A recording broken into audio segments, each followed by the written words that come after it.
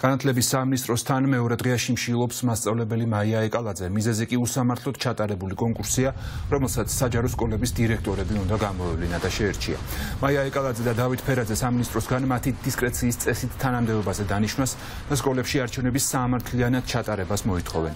პედაგოგები პროტესტის შეწყვეტას არ აპირებენ, სანამ მათ მოთხოვნებს სამინისტროს სრულად არ გაიზიარებსა და აკმაყოფილებს. ცნობისთვის დირექტორთა არჩევნები 900-ზე მეტ საჯარო სკოლაში ჩატარდა, თუმცა სამინისტრომ სამეურვეო საბჭოებს ასარჩევად დირექტორობის მხოლოდ თითო კანდიდატი წარუდგინა.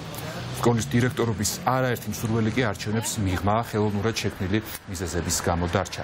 ნინო ჟიჟიაშვილი გვერდება ამ თემით. ნინო, გისმენთ.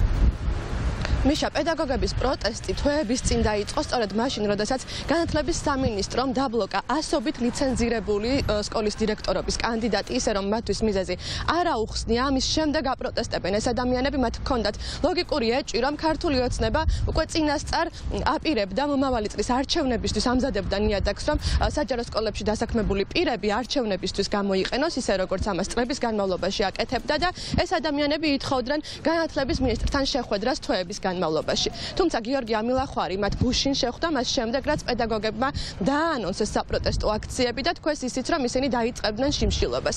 შეხვედრა კი დაიწყო ბრალდებით. გიორგი ამილახვარმა მათ ბრალი დასდო იმაში, რომ არიან პოლიტიკურად ანგაჟირებულები და უთხრა, რომ ამის დამტკიცება მას შეეძლო მათ Facebook-ზე მოპოვებული სკრინების გამოყენებით და შეეძლო, რომ ეს მათი მიმოწერების სკრინები მათთვისვე ეჩვენებინა და ასევე გამოთქვა ეჭვი, რომ შესაძლოა მათი პროტესტი კონკრეტულ პოლიტიკურ პარტიებს გამოეყენებინათ მთავრობის წინააღმდეგ.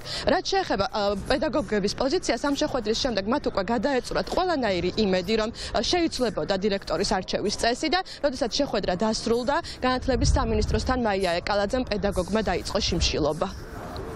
დღის განმავლობაში 6 საათამდე ველოდებოდი პასუხს მინისტრისას. დაცინვა იყო ბოლო შეხვედრაც, მინისტრთან შეხვედრაც და სულ ორი შეხვედრა მქონდა პირადად. თავარ მახარაშვილთან შეხვედრაც, ეს იყო დაცინვა.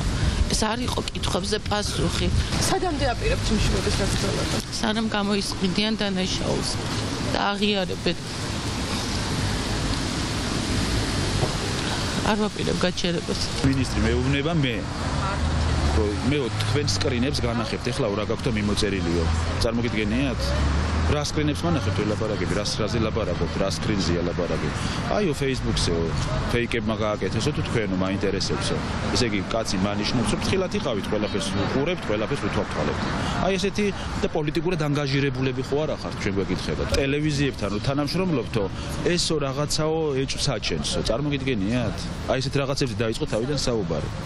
და ამასო პოლიტიკური პარტიებმა რო გამოიყენონო ესო და მაგაზე თქვენი ზრუნეთ, მე ვთქვათ, ჩვენ უნდა ვიზრუნოთ, რომ არ გამოიყენონ, ან გამოიყენონ. აი ამის გამო რომ კომისრებს, მიგზავნილ კომისრებს და საარჩევნო შტაბის ოცნებისეულ არალეგალურ ლიდერებს ვერ ელევიან, მივიდა საქმე აქამდე, უნდა მოუკვდეს მაინც და მაინც ადამიანი. გიორგი ამილახვარი დირექტორების არჩევის ახლანდელ წესში პრობლემას ვერ ხედავს და ეს მან არაერთხელ თქვა საჯაროდ, მათ შორის გუშინ მთავრობის ხდომის შემდეგაც უსაყვედურა ჟურნალისტებს იმის გამო, რომ აქტიურად აშუქებს მედია პედაგოგების და დაბლოკილი დირექტორობის კანდიდატების პრობლემებს. რაც შეეხება მაია ეკალაძეს, როგორც ექიმები ამბობენ, მას ჯანმრთელობა არ უწყობს ხელს იმისთვის, რომ შიმშილობა განაგრძოს, მაგრამ პედაგოგი ამ დრომდე ზის განათლების სამინისტროსთან, ის შიმშილობს და არ აპირებს პროტესტის შეწყვეტას.